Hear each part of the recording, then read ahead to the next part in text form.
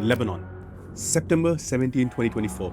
Thousands of pagers exploded simultaneously across the entire country, and at least 37 people were killed. Officials in Lebanon say at least 12 people were killed, including 2 children, when pagers used by Hezbollah across the country exploded. It is said that Mossad did this. And when reports started coming out about how they did it, something didn't make sense. Reports said that Mossad got someone inside the pager manufacturing company. That means they placed a person who physically opened the device, embedded the explosive, and sealed them completely for months. And I remember thinking, wait, we are in 2024. We have satellites that can photograph license plate from the space. And we have AI that process millions of communications in a minute. And then we have cyber weapons that can breach networks from almost anywhere. So why would one of the most sophisticated intelligence agencies in the world need a human to pull this off with their hands and not through technology? So I had this question. Are human spies becoming obsolete, or are they becoming more essential than ever? And I thought honestly that the answer would be somewhere in middle, that technology is taking over and humans are transitioning. And this Lebanon explosion is just an exception. I was so wrong. The scream of ambulances reverberating through cities one after another. So I started looking at spy cases from the last 2-3 years, and I investigated different cases across different countries to understand if Lebanon was unusual, or this is how the spycraft or espionage actually works. And what I found were 3 cases from 3 different countries that will completely change how you and I understand how intelligence agencies operate in the world of digital warfare. Because something is not right about what we think spies actually do. And in this investigation, we are trying to solve for 3 questions. Can technology replace physical access? Can technology replace human recruitment? And what does it cost to be human doing this work? And by the end of this video, you will see exactly why Lebanon happened the way it did. Here's the deal. On this channel, we spend a lot of time understanding this investigation, getting those facts right for you. All I want is your support in 3 forms. Comment down below if you feel the story made sense or if you disagree. Second, share it with anyone who might enjoy this. And finally, subscribe to the channel. Let's go back to the story. March 7, 2025, in London, a British court convicted 6 people of espionage for Russia. And when I started looking into this, I realized that I was expecting something really sophisticated, cyber operations, like some level of advanced hacking or some sort of digital warfare. And the more you understand about these documents, you will realize this is far from truth. So let's uncover the first mystery of what spies do: finding access. Here in London, the lead defendant was a guy named Orlin Rusov, a 47-year-old Bulgarian, and he has been recruited by an Austrian businessman named Jan Marsalek. Marsalek was the chief operating officer of a German payment company called Wirecard, which collapsed in 2020 due to a massive scandal. Marsalek fled to Russia, and apparently, once he was there, he started working as a middleman between the Russian intelligence, GRU, and people like Rusov. It was like an espionage through contractors.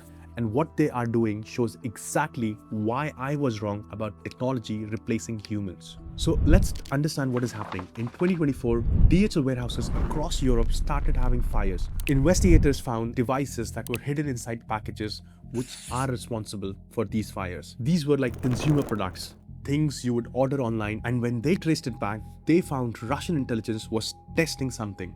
And here's what made me stop when I was reading this. Russia has one of the most advanced cyber capabilities in the world. They can hack networks, they can intercept communications, and they can launch sophisticated digital attacks. But you cannot remotely place a bomb inside a package sitting in a warehouse in Birmingham. You need a human to execute these things. And this requires a person who has physical access to a facility, who can open packages, install devices, seal them back, and walk out.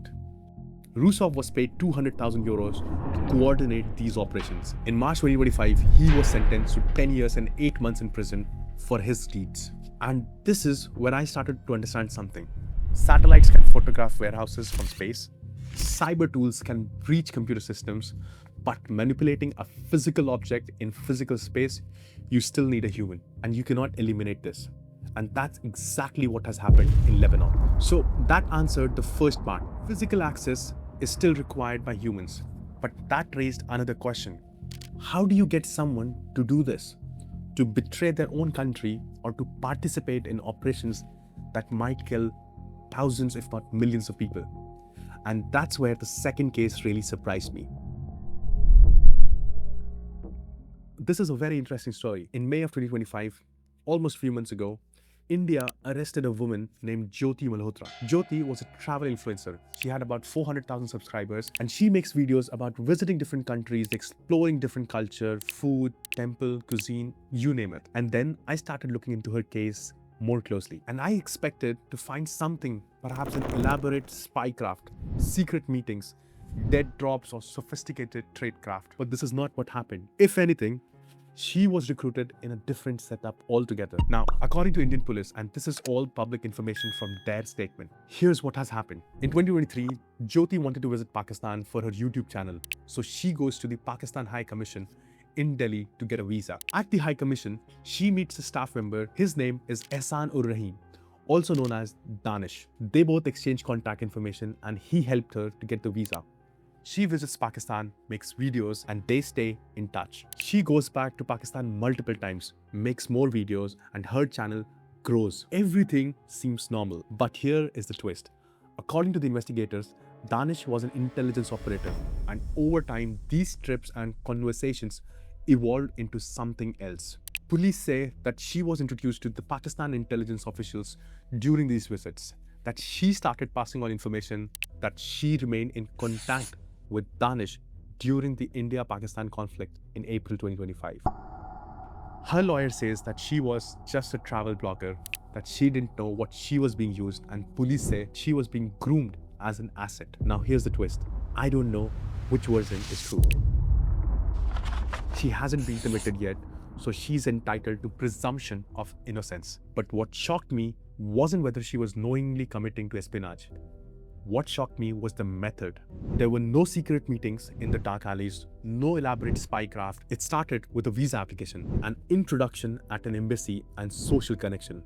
Trust built over time and gradual escalation. And when I looked at the other 27 people India arrested that same month for working with Pakistani intelligence, students, security guards, factory workers, I found the same pattern everywhere. They all got some messages through Instagram, WhatsApp, Telegram, or someone makes the initial contact, builds a relationship, small request first, then bigger ones, money gets introduced from $50 to $60 per photo. That's the method. It's not sophisticated at all. It's psychological. And I realize you can't automate this. I mean, I don't know if there is an AI workflow that can solve for this. You can't build psychological trust with code. You can't read emotional responses with algorithm. And you can't know when someone is ready to cross the line. Recruitment of these people requires human to recruit humans. But I wanted to see if this pattern held up in other countries because I wanted to confirm that everyone is using the same or something else. So I looked at a case in US, and that's where I found that the one that really made everything click. Corbin Schultz, a 25-year-old US Army intelligence analyst. His story is that in May 2022, he gets a message on LinkedIn. Someone claims to work for a geopolitical consulting firm and they needed analysis on military topics, Taiwan, defense policies, and they were ready to pay for his expertise. So, it seems like an innocent job. Completely legal, public information, open source research, nothing classified. They pay him a few $1,000s for few questions. And this continues for several months. Regular work, regular payments. So it feels like legitimate consulting. And then, and this is in the court documents, this is a direct quote from the message. His handler writes, "I am interested in materials that are not publicly available. Exclusiveness, CUI and better." Just to give you a sense, CUI means controlled unclassified information, or commonly referred as classified documents. That's the line and that's the moment it becomes espionage. And Schultz says yes to this. So the lines are truly blurred for him. Over the next 22 months, he downloads 92 documents and sends them to his handler. Operational orders before his unit deploys. Lessons learned from Ukraine applicable to Taiwan. Technical information about weapon systems. A total payment of $42,000 over 22 months. That's $1,900 a month. Now, understand this, I pay close to $3,000 for a 2-bedroom apartment, and he was selling classified US military intelligence for less than my rent. And here's the part that made me stop watching when I was going through the court file. Investigators found that Schultz had researched about someone who was convicted of espionage, a guy named Jin Chao Wei. He read the Department of Justice release about Wei's case. He knew Wei got 16 years in prisons. So he understood the consequences. He knew what could happen if he got caught, and he did it anyway. So in March of 2024, 6 a.m., FBI arrests him at his home. And in April 2025, a federal judge sentences him to 84 months, almost 7 years in federal prison. He is 25 years old and he'll be 32 when he gets out. Security clearance is revoked forever. His entire future and military career with job prospects, everything gone for $1,900 a month. So, I just showed you 3 people who became spies. Rusov, recruited by Marsalek; Malhotra, allegedly groomed through a contact at embassy; and Schultz, recruited via LinkedIn. Their lives destroyed for money they could have made legitimately anywhere. But then, it made me wonder, what about the other side? The professional intelligence officer doing the recruiting, the people working at CIA, MI6, Mossad. How do you actually become one? Like, knowingly, professionally, what does it take or what does it cost to become a spy? So I started looking into it, how intelligence agencies truly work. And the first thing that surprised me was that there is no secret tap on the shoulder. You simply go and apply online. It is just like any other job. Apparently, CIA has a careers page, MI6 has a career page. You simply go fill out an application, a background check, security clearance, interviews. But the selection process is brutal. For CIA covert operations, the ones who work undercover, they are looking for specific traits, and it is not what you would think. A former CIA officer shared that they want people who can blend in, who are comfortable with ambiguity, who can build rapport quickly, and who have high emotional intelligence. And another officer said that they are not looking for James Bond. They are looking for people who can disappear into normal life, unlike James Bond. So, if you are accepted, that is non-official cover operative, you would go to what they call as the farm at CIA's training facility. Training can take about 18 months minimum. You learn languages, in fact, multiple languages. You learn surveillance, counter-surveillance, and how to detect if you are being followed. And you learn what they call as the legend building, creating a fake identity, fake job with fake social media and fake life. And then what you do? Well, you start practicing it. You start living that fake person for months until lying becomes automatic. But here's what happens the moment you become a covert operative. You cannot tell anyone what you actually do. Not friends, not your parents, not even your spouse knows the full truth. If your cover is that you are a businessman, you have to live as a businessman, attend conferences, network, build a real career with that fake identity. You cannot connect openly with other CIA officers. You cannot walk into CIA headquarters and you cannot blow off steam with colleagues who understand what you're going through. A former NOC official described it as, quote, that this is beyond the loneliest job ever. So let's say you become a spy, and if you spend years with undercover identities, living abroad, recruiting assets, and maintaining a double life, something else happens to you. You start losing track of who you actually are. You will end up missing your kids growing up because you are deployed overseas under false identity. Your marriage can potentially fall apart because you can't tell your spouse what it's actually happening. And you develop anxiety, depression, substance abuse. And funny enough, you can't even go to a therapist and talk about your real source of your stress because it is classified. So I know that everyone who sees James Bond movies when they are young, they feel like that they too should become a spy. But the honest reality is, it's one hell of a job and it's really tough. So let's come back to where all of this started. Lebanon in September 2024. Mossad needed someone inside that pager supply chain. We don't know all the details, but probably will never will. But the pattern matches everything in the cases I showed you. Physical presence, someone who could get access to the factory, open device, embed explosive that satellites cannot do.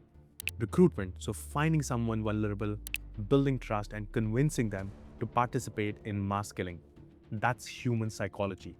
And finally, the human cost, the impact of people who got killed or who got convicted because of all of this.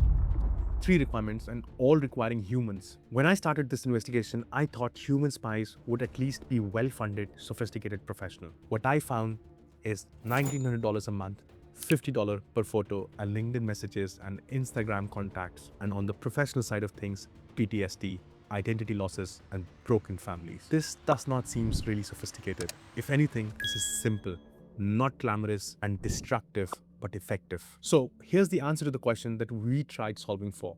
Are human spies becoming obsolete? And the answer is no. They are becoming more essential because as technology gets better at some things, the things it can't do become more valuable, which is access, human psychology, and trust. Because sometimes, even in 2026, the most effective tool isn't AI or satellites. It is a person with access and a reason to say yes to anything. And becoming that person or recruiting that person destroys you either way.